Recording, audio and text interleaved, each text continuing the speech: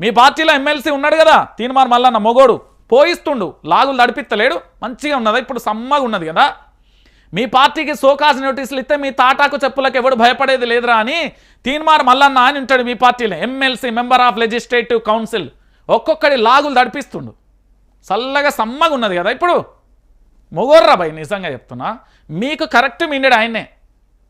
మీరు ప్రజలను ఎంత దారుణంగా మోసం చేస్తున్నారో ఆయన మీ పార్టీని కూడా అట్లనే చేసేస్తున్నాడు. అడుగుతున్నాడు బీసీ డిక్లరేషన్ కథ ఏంది, ఈ కులగణన సర్వే ఏందని అడుగుతున్నాడు తీన్మార్ మల్లన్న. పోయి చెప్పుర్రి సమాధానం. అరే సోకాజ్ నోటీస్ నీకేంద్ర భయ్, నేను చెప్పాను నేను అని ఉంటే ఢిల్లీలో మిమ్మల్ని అసలు దేక్తాను కూడా దేక్తలేడా. గది మీ పరిస్థితి, గది మీ పరిస్థితి, గది మీ పరిస్థితి అంటున్నా.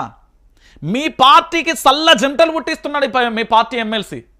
బీసీ డిక్లరేషన్ ఏది, బీసీ కథ ఏంది, కామారెడ్డి డిక్లరేషన్ ఏంది, బీసీల కులగణన సర్వే ఏంది, మీ కథ ఏంది, మీ సోకాజ్ నోటీస్ లేదు, ఎవడొస్తాడో రాండి, నేను మీకు మీ అవసరమైతే ఢిల్లీలు ఇచ్చుకుంటా అని మీ పార్టీ ఎమ్మెల్సీ మీకు మొత్తం పంచలు దడిచేటట్టు చేస్తాను. మరి సమాధానం చెప్తలేరేం, అటు పక్కన పోతలేరేం.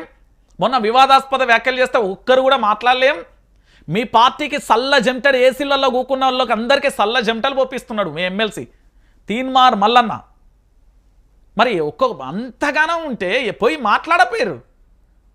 ఒక్కడు చాలరా మీకు ఆయన, కరెక్ట్ మిండాడు. నేను చెప్తున్నా కదా. ఇక మీ వాడు వరంగల్కి వస్తాడు, ఈయన వరంగల్కి వస్తాడు. వరంగల్కి